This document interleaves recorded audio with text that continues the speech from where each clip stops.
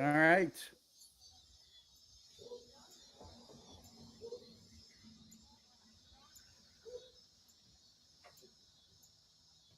All right, so that was a little bit creepy and redundant, man. There was no music or anything like that, no fanfare, man. But uh, I'm learning on this podcast stuff. You figure if I've been doing this crap for 10 years, I figured out, Coach. Yeah. Well, it looked good on your end still.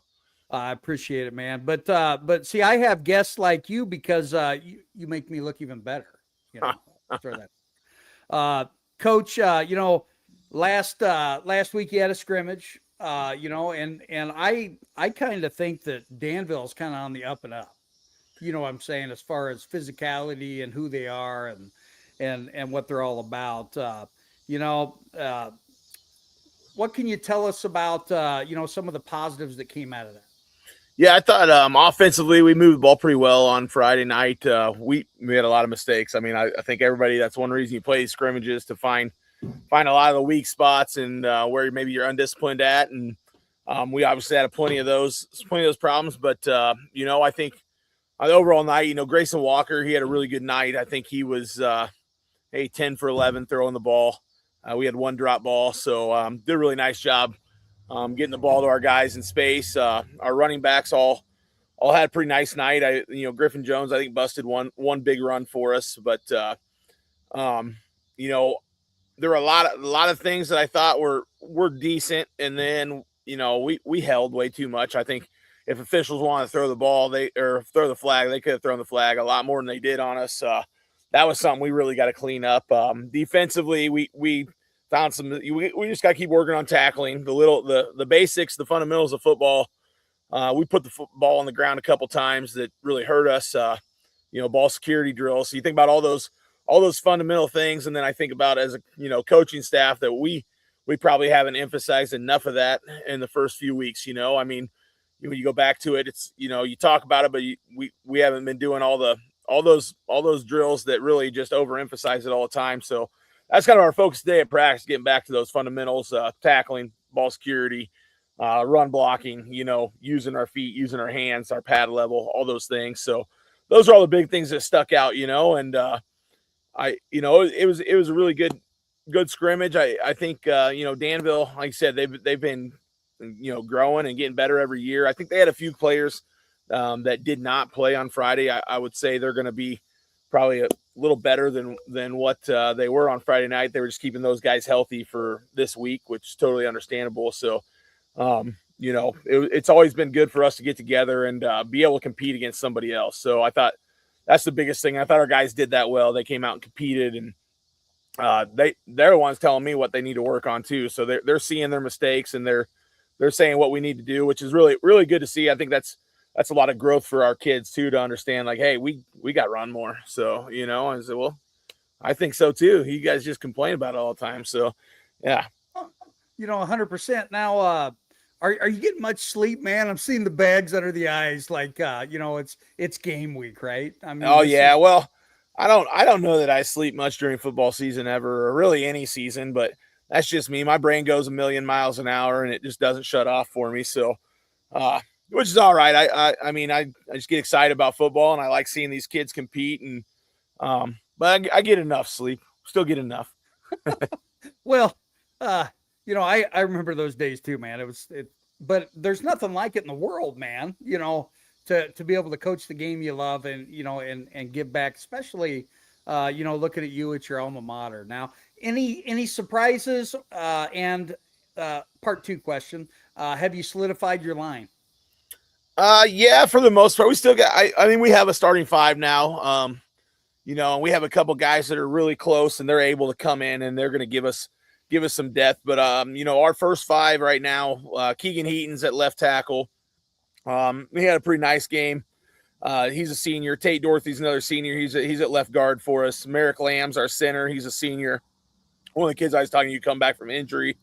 But man, he's progressed. He's really doing a nice job, and it's pretty amazing to see how far he's come along since April. Is when he broke his femur. So, he's pretty much full go now. I can't say he's 100% back to who he was, but he's playing well. He's moving well. I didn't see a lot of of signs of that broken femur on Friday night. So I think it's just amazing what he's done to get back and able to play so fast. And then at the right side right now, we got two sophomores, Ethan Malott and Colton Insminger.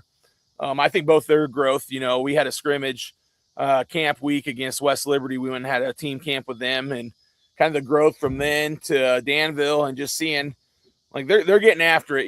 They might be some youth, but they're definitely getting after it, and they're taking their role seriously. And I think I think they're going to be able to match up with a lot of people, and they're going to get the job done. A couple other guys, Jack Hendrickson's he's right there in the mix. He's going to be a guy that gets in a little bit for us. Harry Walker's another sophomore that he's kind of been our center guard backup guy as well. So he's definitely got a chance, and he'll get some minutes in there. Michael Pope's a junior. He's coming back from a year off. I think he's still learning and he's still growing, but I definitely saw some signs of him getting more physical. So we have a few guys definitely in the mix, but I think that'll be our first five. Who was the biggest surprise? You want to look at a guy, whether it's special teams or you know what I'm saying, that may not have been high up on your radar that is now.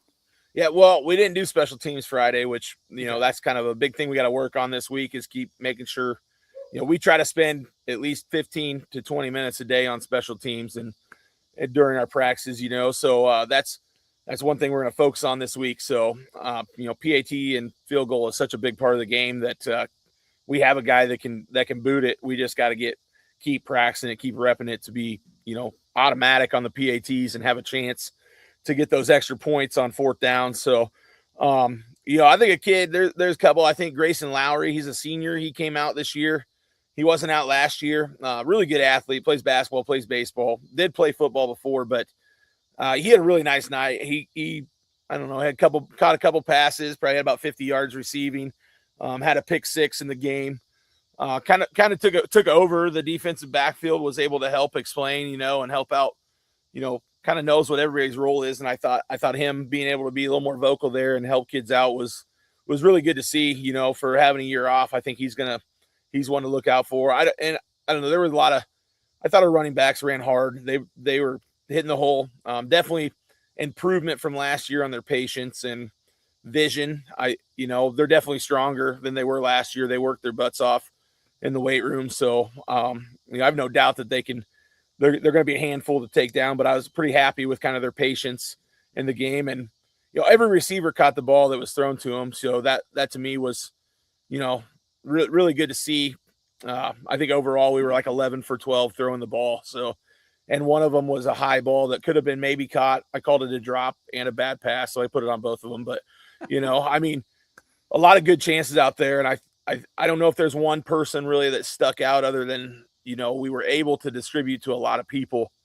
I think we have a lot of people that can make something happen, when they get the ball in their hands. So I think Caden Schott had a pretty nice game. I think he scored a touchdown, and I think he had like 80 yards receiving. So he's another one that's kind of electric when he catches the ball. He's fun to watch within his hands.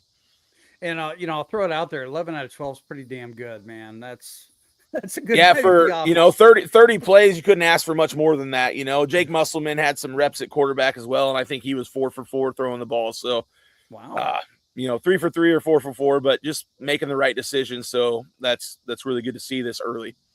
Absolutely. Now, turning the page, it's Mediapolis week, and it's going to be a big one, right? So now everything changes. Friday night counts.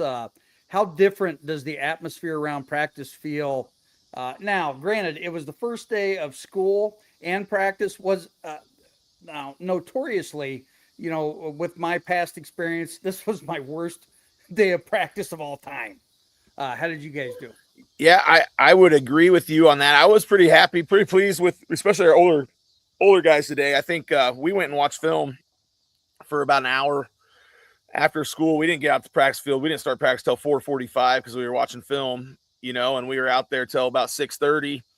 And I thought they were locked in. I think they learned a lot last week, and I think they're really focused on improving, getting better, and I think that was great to see. It was one of our best Mondays we've had. I would say our younger guys maybe we're in that boat of having that jet lag from the first day of school. They definitely definitely had a few struggles in some of the drills and maybe a lack of focus. But for the varsity level, I thought they were locked in and really did a nice job today. So usually you come home a little bit angry, but today I was not as angry as usual. So it was a good day.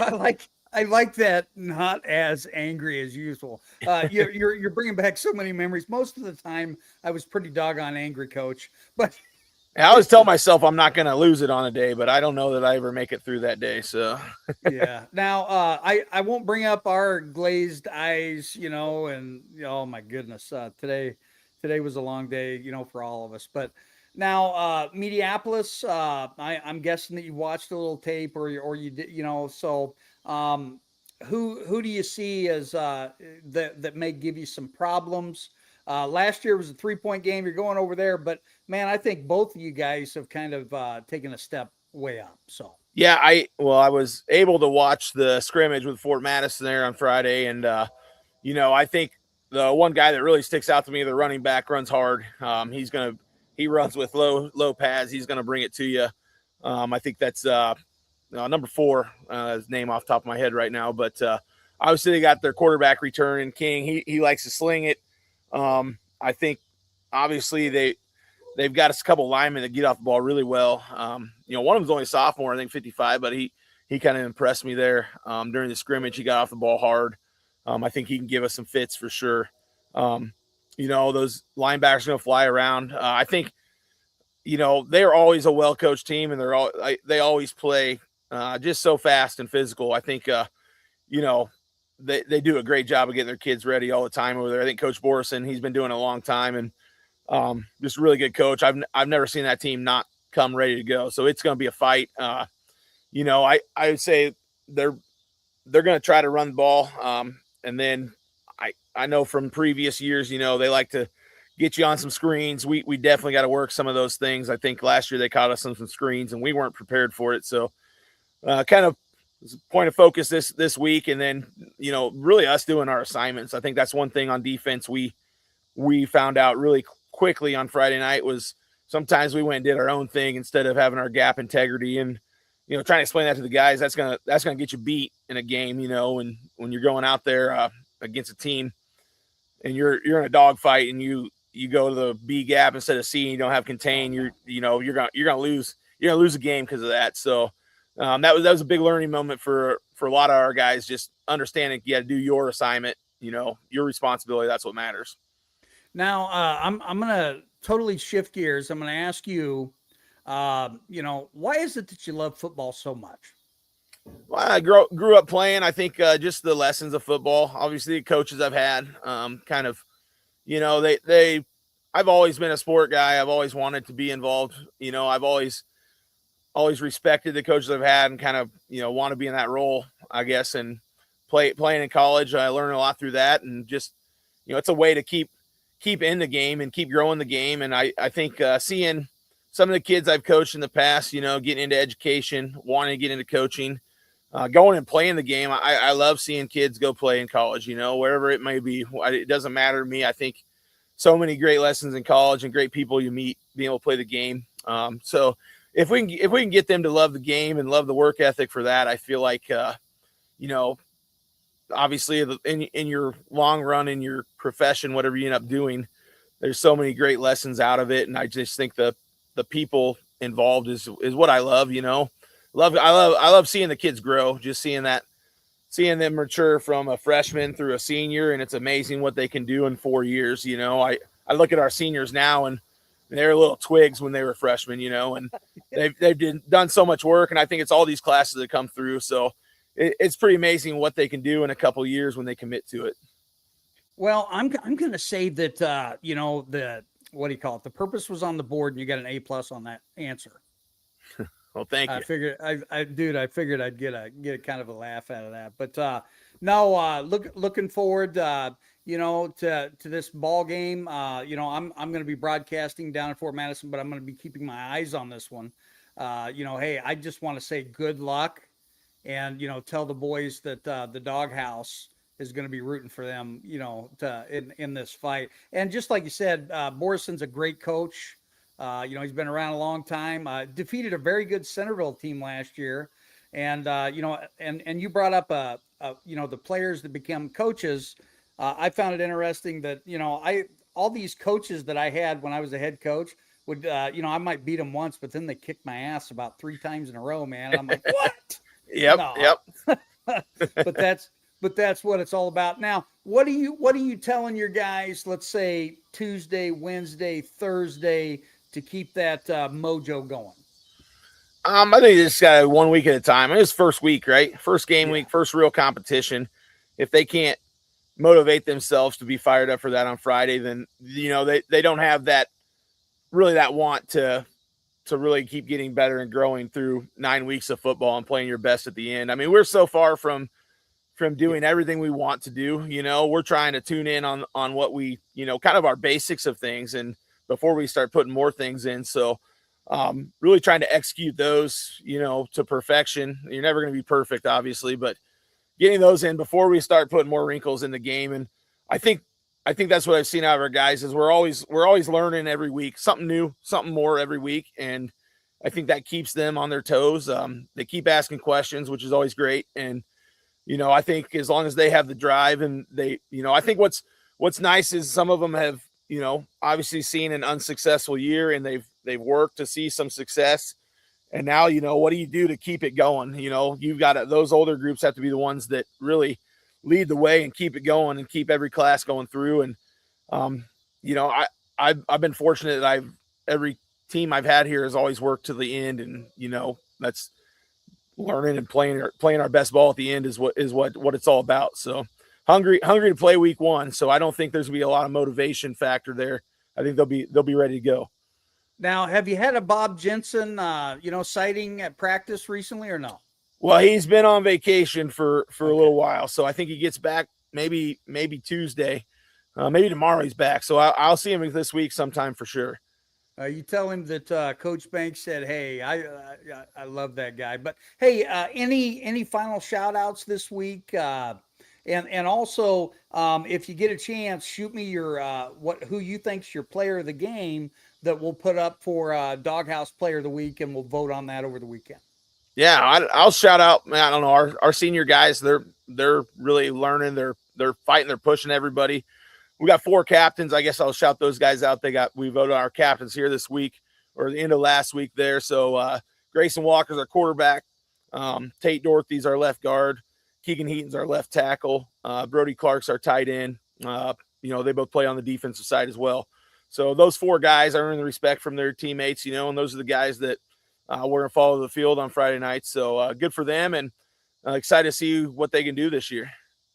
And tell your wife happy birthday last week from the Doghouse too, man. Absolutely. Absolutely. All right, brother. Thank you.